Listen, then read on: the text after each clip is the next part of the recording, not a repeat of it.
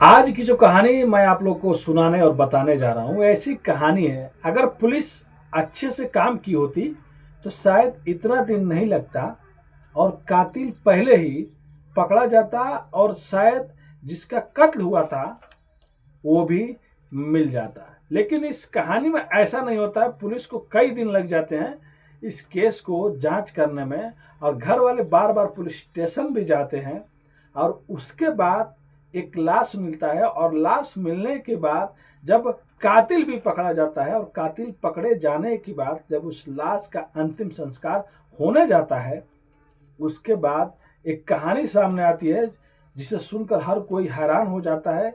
आखिर में कातिल ने जो जगह बताया था उस जगह से वो लाश नहीं मिलता, वो दूसरे जगह से मिलता है। तो यहाँ पे पुलिस के सामने एक मुश्किल रहता है, क्या वो उसी का लाश रहता है जिसका कातिल ने कत्ल किया रहता है या दूसरे का रहता है। पूरी कहानी में आप लोग को बताएंगे। उससे पहले आप लोग से रिक्वेस्ट करते हैं, अगर आप भी हमारे चैनल पर नए हैं तो प्लीज़ चैनल को आज ही सब्सक्राइब, लाइक, शेयर, कमेंट करना मत भूलिए। तो नमस्ते, आदाब, सत श्री अकाल। आज की जो सच्ची घटना मैं आप लोग को सुनाने और बताने जा रहा हूँ, ये घटना उत्तर प्रदेश के कानपुर जिला से शुरू होता है। कानपुर में एक शख्स रहा करता था जिसका नाम सुरलभ होता है और सुरलभ एक बिजनेसमैन था। उसका बिजनेस था, अच्छे खासा कमाई हो रही थी, जिंदगी बहुत अच्छे से चल रही होती है। 2008 में उसकी शादी एक अंजना नाम की लड़की से हो जाती है। इन दोनों का लव मैरिज रहता है, एक दूसरे से प्यार किया करते थे। फिर इनकी ज़िंदगी बहुत अच्छे से कट रही होती है। 12 साल शादी को हो गए रहते हैं। उसके बाद इनके 2 बच्चे हो जाते हैं, बच्चे भी, और पूरा परिवार बहुत खुश रहता है। लेकिन बात 22 दिसंबर 2021 की रहती है, जब रात को अंजना अपने घर से गायब हो जाती है। और उसके बाद गायब होने के बाद घर वाले परेशान हो जाते हैं, घर वाले खोजने लगते हैं कि अंजना गई कहाँ, तो कहाँ गई। बच्चे भी परेशान हो जाते हैं कि माँ कहाँ चली गई, अचानक कभी छोड़ के जाती नहीं थी। फिर 22 तारीख के बाद 23 दिसंबर आ जाता है। उसके बाद जो अंजना होती है, जो गायब हो गई रहती है, उनकी एक बहन होती है, बहन आती है। बहन आने के बाद पूछताछ करती है और उसके बाद पुलिस स्टेशन में जाके पुलिस में रिपोर्ट लिखवा देती है कि उनकी एक बहन है जिनका नाम अंजना है और वो घर से कल से रात से गायब है। लेकिन पुलिस इस केस को ज़्यादा सीरियसली नहीं लेती है जैसे पुलिस को लेना चाहिए। कह रहे कल रात में ही गई है, कहीं गई होगी, आ जाएगी। अब 23 तारीख को रिपोर्ट तो लिखा जाता है, 23 से 24 हो जाता, 25 हो जाता। पुलिस को कुछ भी सबूत नहीं मिलता है, पुलिस पता लगा भी नहीं रही होती है। घर वाले बार बार परेशान होकर, बच्चे रो रहे होते हैं, पुलिस स्टेशन जाते हैं। लेकिन पुलिस वो कहती है कि हम लोग ढूंढ रहे हैं, लेकिन पुलिस अपना काम ईमानदारी से उस टाइम नहीं कर रही थी। अगर पुलिस चाहती तो उस टाइम का सीसीटीवी कैमरा भी चेक कर सकती थी, लेकिन पुलिस ऐसा कुछ करती ही नहीं है। उसके बाद 10 दिन से ज़्यादा बीत जाता है। अब उसके बाद जनवरी आ जाता है, 2022 आ जाता है। और जनवरी आने के बाद एक दिन ऐसा होता है कि एक नहर होता है और उसी नहर से एक लाश मिलती है। और लाश मिलने के बाद जब पुलिस जाती है, पुलिस लेके आती है, तो देखने में लाश को ये लग रहा होता है कि 10-15 दिन हो गया है इस लाश को। तो अब पता लगाते हैं कि किन किन पुलिस स्टेशन में कौन कौन सा रिपोर्ट है जो गुमशुदगी का रिपोर्ट है लिखाया गया है।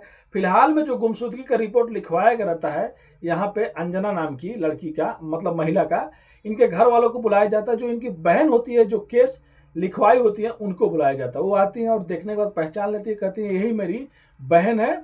और अब वो पहचानने के बाद तुरंत, अब उसके बाद जब पूछा जाता है कि आप लोग को किन पर शक है, तो बहन हो गई या घर वाले हो गए, सब लोग सुरलभ पे ही इल्ज़ाम लगा रहे होते हैं, जो पति रहता है, कि पति ने मारा है, पति ने ऐसा सब चीज़ किया है।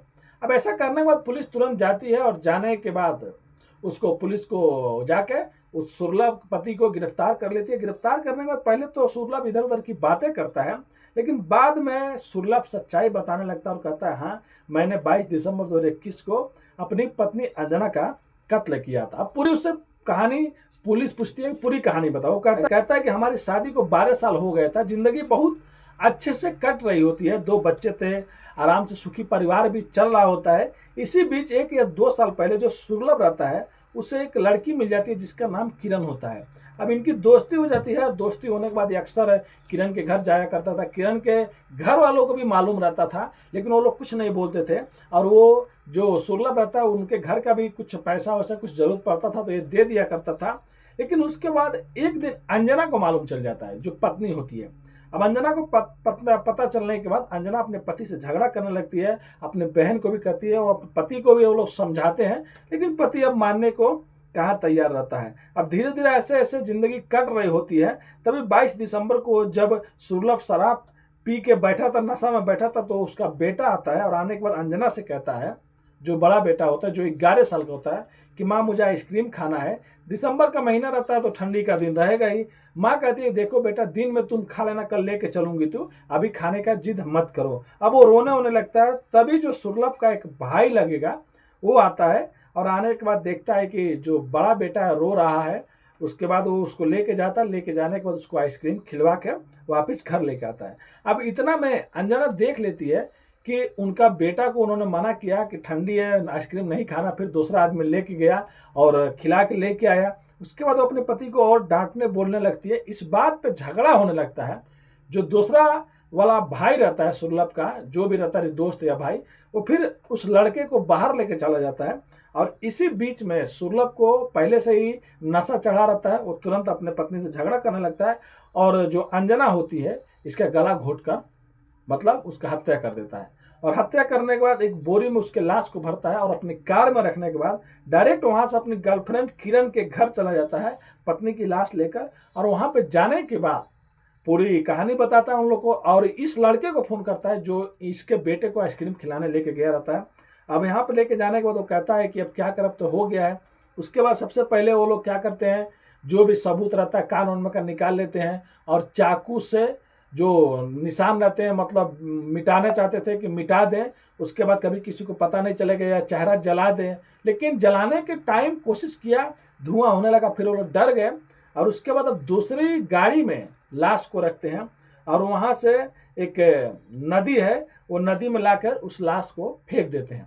और फेंकने के बाद फिर से वो लोग वापिस आ जाते हैं। और उसके बाद जब खोजाई होने लगता है रात को, तो पता चलता है कि कहाँ चली गई, अभी तो शाम तक थी। और उसके बाद 23 तारीख को जाके एक केस हो जाता है। पूरी कहानी ये सब चीज़ बता देता है जो सुरलभ होता है। और पुलिस को लाश भी मिल गया रहता, तभी रहता है चलो अब क्या ढूंढेंगे। पहले तो गुमशुदगी का रिपोर्ट लिखा रहते हैं, जब लाश मिल जाता है 300, उसके बाद मर्डर का रिपोर्ट लिख लेते हैं। अब सुरलभ को भाई वैसे भी जेल हो जाएगा। लेकिन जब पूरी चीज़ हो जाती है, अब अंतिम संस्कार की बारी आता है। मुख अग्नि देने के लिए जब पति को लेके जाया जाता है हथकड़ी में जकड़ के, तो पति को तो भाई वैसे वो हक नहीं है क्योंकि उसने उसी का मर्डर किया है।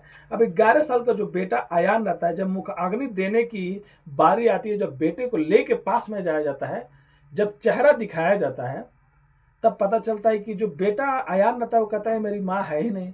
घर वाले कहते हैं कि बेटा यही तुम्हारी माँ है, कई दिन बाद मिली है तो मतलब ऐसे हो गया। लेकिन वो कहता है नहीं, मैं अपनी माँ को अच्छी तरीके से जानता हूँ। लेकिन उसके बाद जो लोग रहते हैं, कई लोग होते हैं, वो समझाते हैं उस बेटे को, कहते हैं कि देखो यही तुम्हारी माँ है।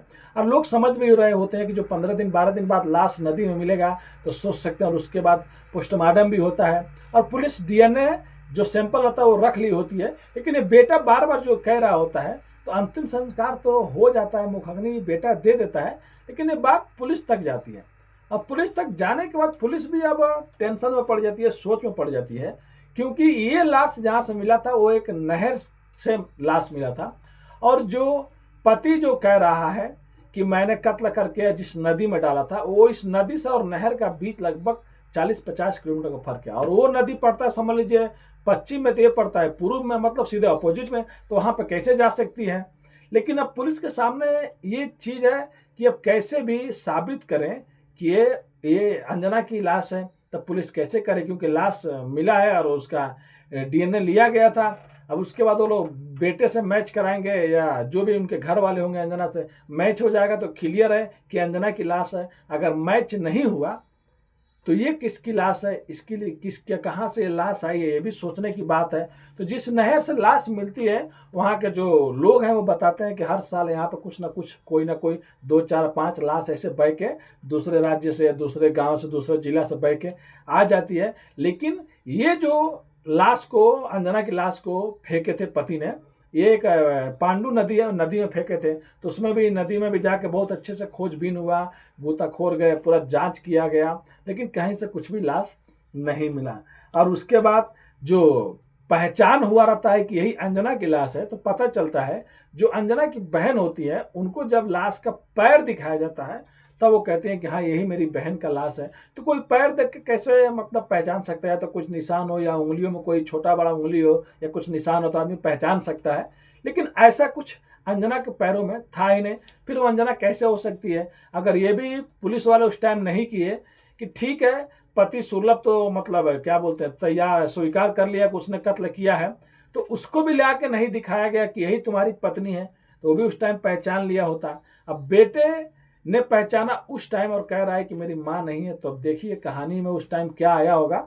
लेकिन मैं बस यही कहूँगा कि जो भी जिसका भी वो लाश था उसका भी कातिल जरूर पकड़ा जाएगा, क्योंकि पुलिस पता लगा ही लेगी कि वो किसका लाश था।